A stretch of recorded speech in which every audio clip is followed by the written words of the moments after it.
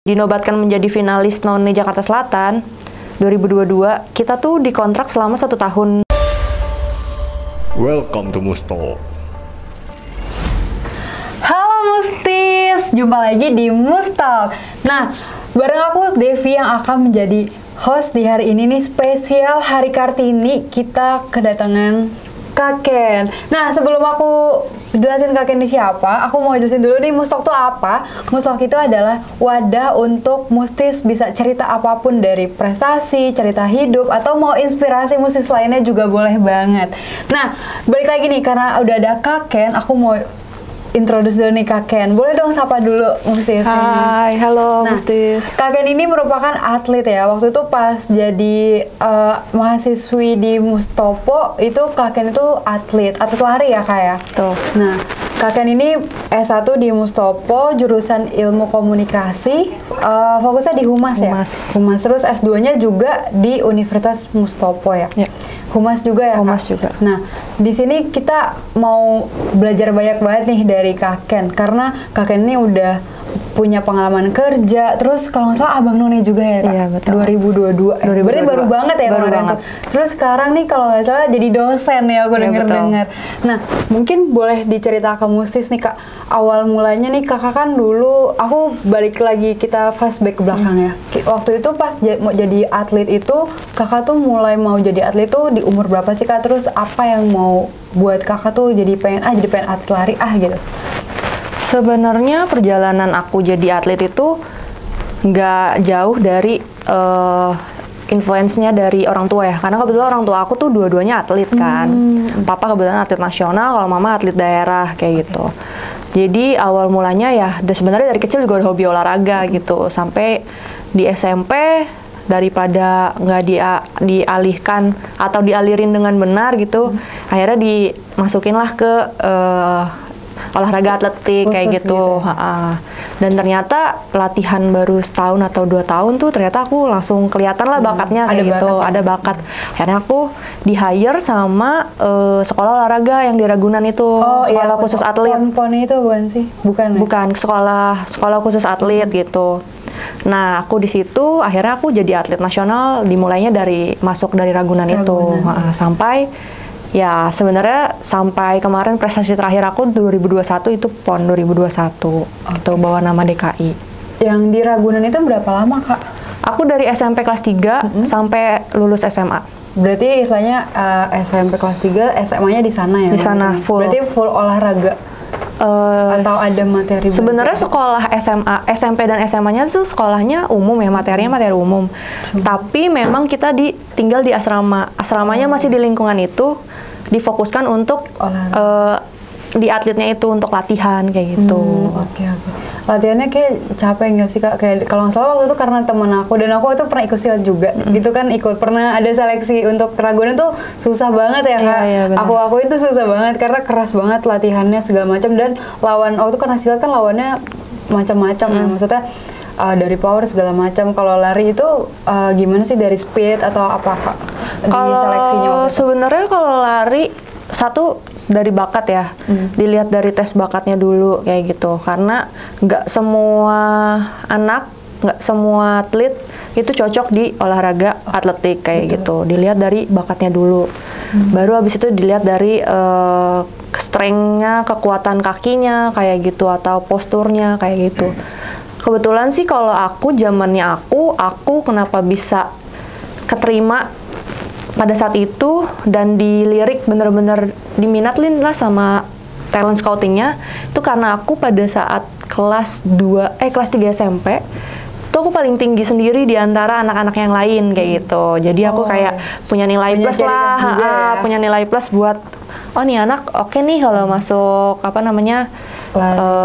sekolah olahragawan gitu, dipoles jadi atlet kayak gitu. Nah, akhirnya aku masuk ya karena kriteria aku mungkin lebih tinggi daripada anak-anak lainnya kayak gitu. Oke, jadi ada ciri khasnya waktu itu lebih tinggi dari yang lain. Iya, betul. Oke. Nah, itu kan istilahnya udah dari SMP kelas 3 terus SMA, terus apa sih yang buat Kakak milih Mustopo waktu itu? Jadi yang pertama kali aku kenapa milih Mustopo, aku tuh kebetulan asramanya ketika aku lulus SMA, aku tuh udah kepanggil di Pelatnas. Pelatnas itu pada saat itu TC-nya, training centernya, asramanya tuh di Stadion Madia. Di Senayan kan. Aku tuh udah masuk Pelatnas tuh dari SMA kelas 2. Dari SMA kelas 2 sampai, maksudnya SMA kelas 3 juga masih di sana. Terus pas mau kuliah, aku mikir kayak, oh nih prestasi aku lagi bagus-bagusnya nih, lagi masa transisi dari remaja ke junior kayak gitu. Sayang banget kan kalau misalkan aku sampai harus mengorbankan latihan aku untuk kuliah kayak gitu. Jadi aku mencari kenapa nggak cari kampus yang dekat dari asrama supaya dua-duanya jalan kayak gitu. Nah aku kebetulan juga kalau pulang sekolah dari Ragunan itu kan rutenya lewatin ini kan, lewatin kampus Mustopo kan. Dan apa namanya, dari dulu juga, dari kebetulan almarhum papa juga ngasih tahu kayak, kamu kalau mau kuliah di Mustopo aja kayak gitu, karena lebih dekat gitu, deket lah terjangkau dari tempat latihan gitu. Nah pada saat itu sih aku belum kepikiran mau kuliah di Mustopo, tapi setelah berjalannya waktu aku dipanggil ke Pelatnas dan Pelatnas itu lebih dekat ke Mustopo, jadinya aku lebih kayak mikir, oh iya bener juga ya, kenapa aku nggak kuliah di Mustopo supaya latihannya jalan, berprestasi aku jalan, tapi aku kuliah juga jalan. Kebetulan juga kan di Mustopo kelasnya itu nggak terlalu ngacak ya. Iya. Apalagi di semester awal tuh kan nggak terlalu ngacak. Jadi kalau mau pagi atau mau siang atau mau sore gitu kan. Jadi aku ngelihat jadwal cocok, ya udah akhirnya aku memutuskan untuk kuliah di Mustopo. Pada saat itu aku di Senayan itu asrama Pelatnasnya sampai semester, kalau nggak salah sampai semester 5 deh kayak gitu. Habis itu karena semester 5 apa semester 6 harus dibongkar karena mau Asian Games kan. Nah habis itu pindahlah ke Rawamangun, tapi nggak masalah karena perjalanannya kuliah yang bener-bener intinya itu kan udah kita lewatin gitu, tapi sambil berprestasi kayak gitu. Itu keren banget sih Kak. Tau gak sih kalau setiap ada event kampus atau apa, terus aku ngeliat muka kakak di banner-banner itu keren. Terus aku sempet kayak penasaran gitu, kayak kakek tuh yang mana sih gitu, karena kan aku kebetulan masih di junior kakak, masih bawah banget kan. Akhirnya aku sekarang ketemu kakek, mungkin mesti mau ketemu juga bisa lihat nih. Kayak kamu angkatan 2019 ya? Iya. Aku 2019 tuh udah lulus. Iya udah lulus. Tapi S2 aku lulus S1, tapi aku lanjut lagi kuliah S2 gitu. Tapi kan kuliah S2 juga nggak setiap hari ke kampus kan, jadi tambah lagi kuliah baru 1 semester terus pandemi kan kayak gitu. Apalagi 2019 pas aku masuk kan, maksudnya masih anak baru tuh udah fokusnya ke teman-teman kan. Biasanya tuh kalau masuk kampus fokusnya kayak nyari teman, terus adaptasi sama kampus gitu. Jadi kayak nggak ngelihat senior-senior gitu, masih belum sih kalau aku waktu itu. Oke. Nah, tadi kan setelah udah berprestasi juga, terus abis itu kakak memilih untuk menjadi abang none. Boleh dong Kak ceritain Kak Mustis perjalanan kakak? Nah, kalau misalnya ditanya, kok mau sih tiba-tiba daftar abang none gitu? Sebenarnya juga nggak tahu juga gitu. Karena pada saat ngedaftar abang none itu, kebetulan aku udah kerja ya kan, aku udah kerja. Tapi pas kebetulan aku tuh lihat ada senior abang none yang kebetulan sekarang tuh jadi influencer lah ibaratnya. Influencer, terus aku lihat postingannya ternyata dia alumni abang none juga nih. Pas aku lihat abang none apa sih, aku cari-cari. Ya udah deh, coba deh aku daftar. Itu spontan aja sebenarnya. Lupa lagi. Sebenarnya sih spontan aja kan gitu. Terus abis itu ya udah deh daftar gitu. Akhirnya daftar. Itu pun aku daftar tuh di hari-hari terakhir udah mau ditutup pendaftarannya gitu loh. Aku daftar, terus aku siapin berkas. Lusanya itu aku langsung seleksi hari pertama. Di seleksi hari pertama tuh ada sekitar hampir 400 orang. Nah, hampir 400 orang. Seleksi hari pertama tuh ya wawancara FGD kayak gitu. FGD wawancara kayak tes gitu. Bakat. Sebenarnya nggak tes bakat. Kita lebih ke ini sih. Performance? Nggak, lebih ke FGD-nya. Kayak menyampaikan pendapatnya kita gitu loh terhadap satu issues gitu. Nah, kita kan bener-bener jadi ada 7 pos gitu penilaian. Nah, dari 7 pos itu kita tuh satu grup tuh 10 orang. 5 cowok, 5 cewek, atau disebutnya tuh 5 abang, 5 none. Nah itu tuh kita bertukar pendapat tuh, kayak dikasih isu terus kita ngasih tahu pendapat kita apa. Nah itu dari 7 post gitu.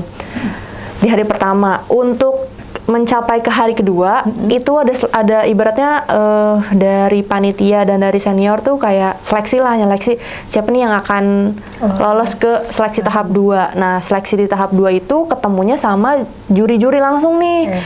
Mungkin kalau kamu tahu ada konten kreator namanya Vina Mulyana, itu senior aku, dia Abang None Jakarta Selatan juga, dia angkatan 2014. Nah di hari kedua tuh aku ketemu dia, kebetulan dia tuh juri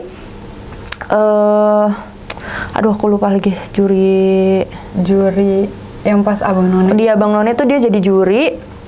Nah, kita ketemu dia tuh langsung bener-bener ini apa namanya? Etika dan penampilan dia tuh. Kita Grooming langsung gitu nggak sih? Iya, dia tuh etika dan penampilan. Dia tuh yang pokoknya kita ketemu sama dia bener-bener yang bener-bener udah deep talk, bener-bener kenapa kamu jadi Abang None kayak gitu di hari kedua. Nah, di hari pertama pas seleksi itu ternyata aku lolos. Aku lolos dan dinyatakan lolos untuk di hari kedua seleksi. Di seleksi hari kedua itu masih banyak tuh. Seleksinya dari 300 ke kalau nggak salah 100 deh. Di seleksi jadi 100, dipasang-pasangin kayak gitu. Nah, akhirnya di seleksi hari kedua udah selesai semua, inilah diumumin siapa yang menjadi 30 finalis untuk menjadi Abang None 2022. Nah, aku masuk kayak gitu. Biasanya tuh ada grand final gitu nggak sih? Biasanya karena aku waktu pas SMA itu biasanya Abang None itu ke SMA gitu sih. Waktu itu pas zamanan aku ya. Cuman nggak tahu ini beda atau sama. Maksudnya? Jadi waktu zamanan aku nih, waktu aku SMA, biasanya Abang None itu kita dari guru BK sih, cuman kayak nyalurin gitu jadi Abang None gitu. Oh, kayak roadshow gitu. Iya. Jadi abis seleksi kedua itu ya udah kita langsung karantina. Oh, berarti langsung karantina gitu aja ya? Langsung karantina pembelajaran buat di malam final Abang None Jakarta Selatan kayak gitu. Selama 30 hari waktu itu kita karantina. Udah sih paling itu.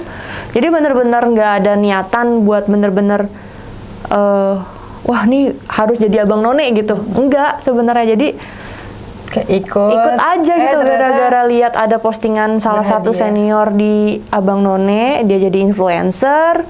Terus aku lihat boleh nih dicoba gitu. Kalau nggak dicoba kapan lagi. Kebetulan aku juga umurnya tuh di umur yang paling tua.